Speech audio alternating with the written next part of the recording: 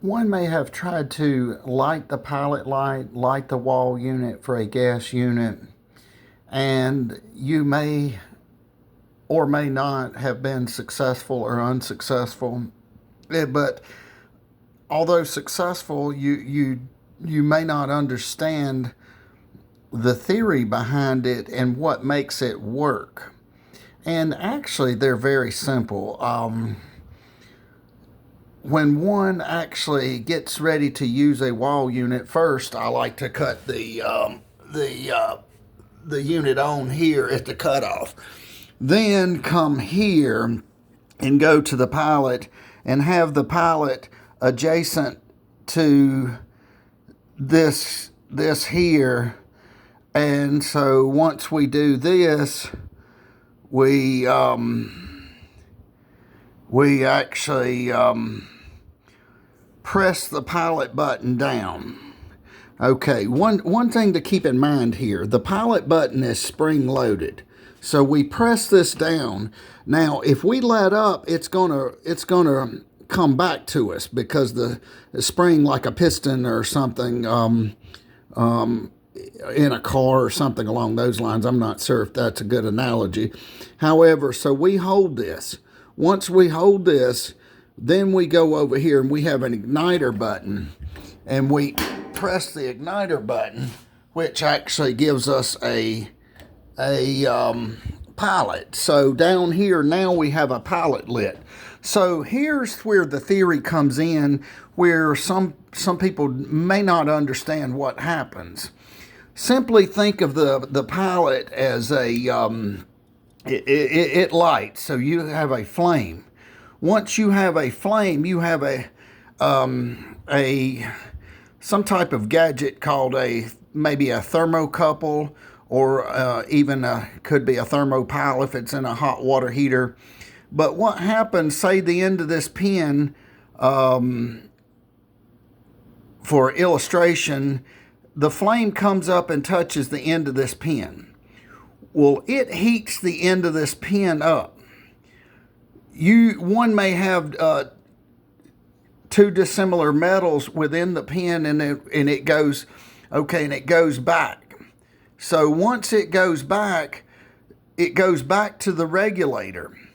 It sends a DC voltage back to the regulator. Once the regulator receives that voltage, I'm not sure if it's an electromagnetic field or a magnetic field. It's not electromagnetic. Let me correct myself. It's actually just a magnetic. And what happens is the magnetism actually pulls this in, so this valve does not have to require to stay open by manually pushing it. When we manually push this valve, we're opening it up and allowing gas to go through. Once the thermocouple goes to the gas valve, and then it contacts the gas valve, it keeps it open, so we no longer have to push this in and it doesn't come up. At this point, we can take the dial and say, rotate the dial to 1 or whatnot, and we see we have a flame. So again, let's recap what's going on here. Okay, we actually press this in on pilot when pilot's adjacent to the mark. That's spring loaded. We're manually opening this valve up. So when we manually open this valve up, then we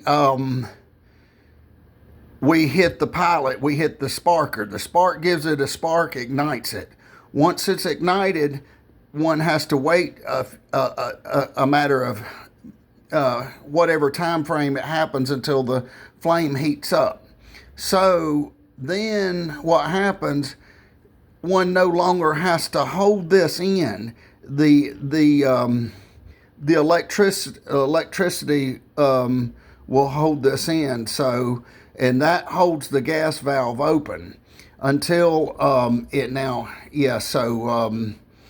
and if the pilot light goes out, then the thermocouple, which would say hypothetically, just for an illustration, be the end of the pin, it would get cold, so it would no longer send a signal.